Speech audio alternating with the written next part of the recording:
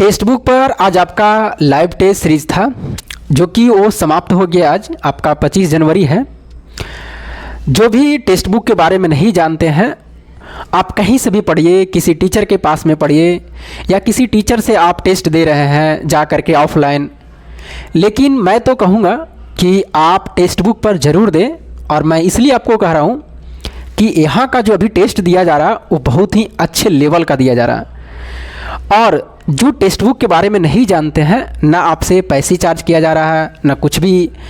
आप सिर्फ और सिर्फ क्या करें कि टेक्स्ट बुक को डाउनलोड करके प्ले स्टोर से आप बिल्कुल मार सकते हैं। जो इसके बारे में नहीं जान रहे हैं, जो जान रहे हैं वो बिल्कुल लगा रहे होंगे। अब इसको हम प्रचार नहीं कर रहे हैं, ऐसा मत समझिएगा कि आप प्रचार कर रहे हैं, नहीं, मैं आपके फ़ायदे के लिए कह रहा हूँ। क्योंकि सीटों की संख्या इस बार रेलवे ग्रुप डी में बहुत ही कम है। अगर आप एक्टिव नहीं रहिएगा, आपसे हाथ से निकल जाएंगे। मैं आपको रास्ता ही बता सकता हूं, और जिस तरह से मैं मेहनत कर रहा हूं, अगर उस तरह से आप मेहनत करते चलते हैं, सारी बातों को आप सुनते चलते हैं, आपका सिलेक्शन ज़रूर होंगे। और मैं ये भी कहूँगा, अगर ये सब टेस्ट में इतने मार्क्स तक आ रहे हैं तो आपका सिलेक्शन निश्चित होने वाली है इस बार। अगर हम बात करें तो जो मेरा अटेम्प्ट रहा है, और देखिए अभी लगातार दे रहा है टेक्स्ट बुक। आज 25 जनवरी है, लास्ट हुआ, उसके बाद में कल 26 जनवरी है, कल फिर लाइव टेस्ट है। मतलब एक दिन दो दिन गैपिंग कर करके अभी रेलवे ग्रुप डी का टेस्ट आ रहा है। फिर उसके बाद में अगले दिन एनटीपीसी भी आ रहा। तो जब तक आप एक्टिव नहीं रहिएगा तब तक आप मतलब कि एग्ज़ाम को क्वालिफाई नहीं कर पाइएगा। इसमें मेरा 97 को अटेम्प्ट किया गया है, जिसमें से टोटल मार्क्स मेरा 18 को गलतियां हुई है और उसमें से 79 सही है, और टोटल कट छट के 73 पॉइंट कुछ मार्क्स बना है। इस बार 2-3 मार्क्स कम गए हैं। पिछले बार 76 नंबर था, इस बार कुछ कम गए हैं। तो आपको मार्क्स कमेंगे उससे घबराना नहीं है। आपका मार्क्स एक दिन ऐसा आएगा कि आप हमेशा 80 मार्क्स लाइएगा। लेकिन अगर ये सब टेस्ट में अभी भी आपका 70 प्लस रह रहा, मतलब 70 के राउंड में अगर मार्क्स रह रहा, 70 के राउंड में अगर ये टेक्स्ट बुक पर अगर आपका मार्क्स रह रहा है, तो आप यकीन मानिए कि आपका सिलेक्शन निश्चित होंगे, 100% होंगे।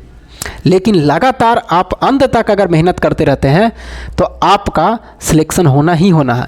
लेकिन आप 2 दिन दीजिएगा, फिर 3 दिन नहीं दीजिएगा, फिर अगला टेस्ट आएगा नहीं दीजिएगा, तो ये सब आपको क्या है, मतलब कि फेल होने की वो आपका लक्षण बता रहा।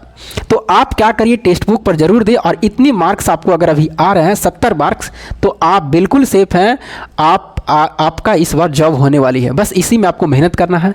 बाकी मैं बताते रहता हूँ, कोई भी अगर नए बच्चे हैं, और इसमें देखिएगा मैथ बहुत अच्छे लेवल का है, साइंस भी बहुत अच्छे लेवल का है, करेंट अफेयर्स भी दे रहा, उसके बाद में जीके भी दे रहा है, मतलब सारा पोर्शन को टच कर रहा। और प्रश्न का लेवल बिल्कुल भी आसान नहीं है।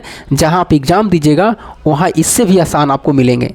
तो ये प्रश्न का लेवल बहुत ही अच्छा रहा। मैं इधर देख रहा हूँ एनटीपीसी, ग्रुप डी का, बिहार एसएससी का लेवल ठीक ठाक दे रहा आपका टेक्स्ट बुक। अगर जो बच्चे नए हैं वो आपको मैथ भी कहीं से पढ़ लीजिए, कोई टीचर है, रीजनिंग को जो आपको लगता है, मैं आपको जीके के कमेंट रहता है, जीके आप रोशन सर से पढ़िए, मतलब ज्ञान बिंदु जीएस एकेडमी, ज्ञान बिंदु जीएस एकेडमी जो आपका पटना है, इससे आप पढ़ लीजिए। हम इसी सर से पढ़ रहे हैं और जीके बहुत ही अच्छा पढ़ा रहा है। यहाँ पर हिस्ट्री, ज्योग्राफी, पॉलिटी, इकोनॉमिक्स सारा चीज़ अच्छा पढ़ा रहा है। ये सभी पोर्शन आपको रोशन सर पढ़ाएंगे, खाली इकोनॉमिक्स दूसरे टीचर पढ़ाएंगे। और उसके बाद में करेंट अफेयर्स का था, तो करेंट अफेयर्स अभी से ही देखना है रेलवे ग्रुप डी का। कोई भी करेंट अफेयर्स का जब तक एग्ज़ाम है, मान लीजिए कि एग्ज़ाम जब भी आपका एग्ज़ाम है उससे 6 महीना पहले का आपको पढ़ना है क्या, करेंट अफेयर्स। तो अभी से पढ़िएगा तब ना आपका सही रहेंगे। तो करेंट अफेयर्स अभी से भी देखना है। जीके के मैं आपको बार बार कह रहा हूँ कि आप ज्ञान बिंदु रोशन सर से पढ़िए, आपका क्लियर हो जाएगा। मैं भी उसी सर से पढ़ रहा हूँ। और हिस्ट्री, ज्योग्राफी, पॉलिटी आपको, क्योंकि इस बार आपको सारा पोर्शन को देखना है। 32,438 पोस्ट मात्र है और इसमें कंपटीशन बहुत ही हाई होने वाला है। कोई कहेगा सर हम जीके छोड़ देते हैं, 10 नंबर के ही आएंगे, हम क्यों पढ़ेंगे, ऐसा नहीं करना है। साइंस का आपको हर एक टीचर को देखना है, टेस्ट लगाना है, जो टीचर आपको पसंद आते हैं उसको देखना है। और एनसीईआरटी आपको हर हाल में ही रखना है, 9th क्लास और 10th क्लास का।